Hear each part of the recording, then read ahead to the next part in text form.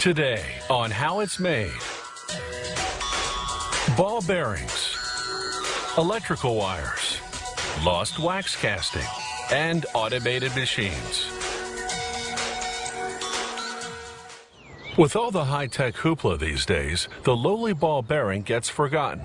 But many machine parts need ball bearings to rotate. They're in household appliances, industrial machines, and car engine parts, such as alternators and fans.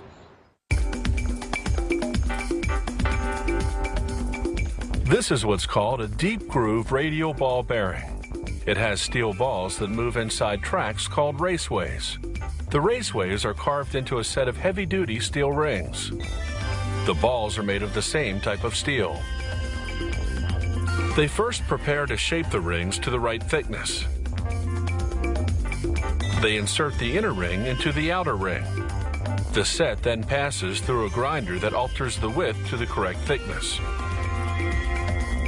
A gauge checks the width of each ring as it exits.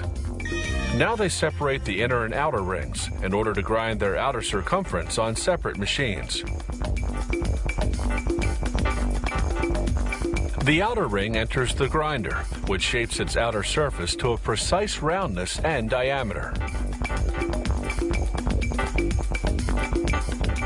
A water-based liquid keeps the ring from overheating, which would cause warping.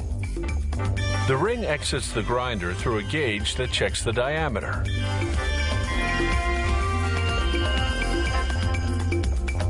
Next, the outer ring's raceway goes for grinding. Abrasive stone wheels with an oil coolant shape the surface to precisely the correct roundness and size. The inner ring and raceway go through a similar machine. Now the rings go for polishing. An abrasive stone lubricated with oil polishes the steel surface until you can see a reflection. Here's the before and after. Next stop, washing. They coat the rings with thick oil and a fine stone grit.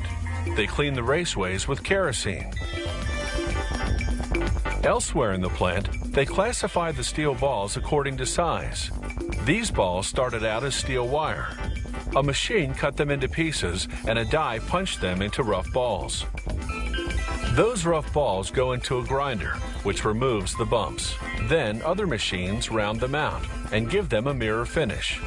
This entire process takes a few days. The balls go through a furnace to harden.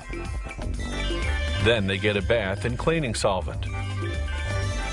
After several quality checks, the finished balls go into hoppers.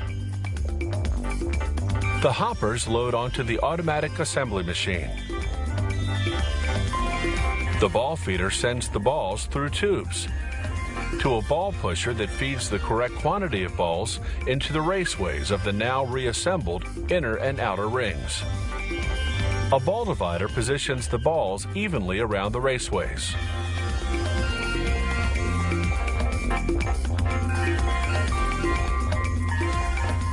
Next comes the ball cage, a metal cage that retains the balls in position around the raceways. The first machine installs half of the cage, the half with rivet holes. The next machine carefully positions the outer half of the cage, the half with rivets.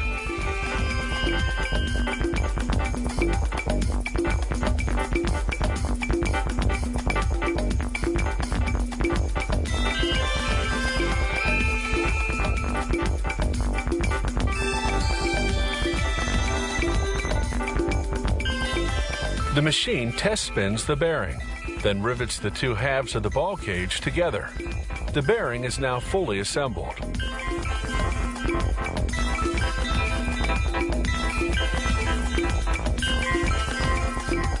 Now it goes into a solvent bath, then to a series of automated quality control tests. This noise vibration tester makes sure the ball bearing operates quietly. Some types of bearings are lubricated with grease.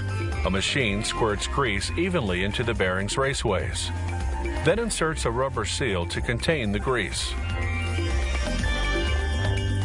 A final quality control test. An automated scale tosses out any bum bearings that aren't the required weight. The good ones move on to the laser, which marks them with information such as the part number and the trademark.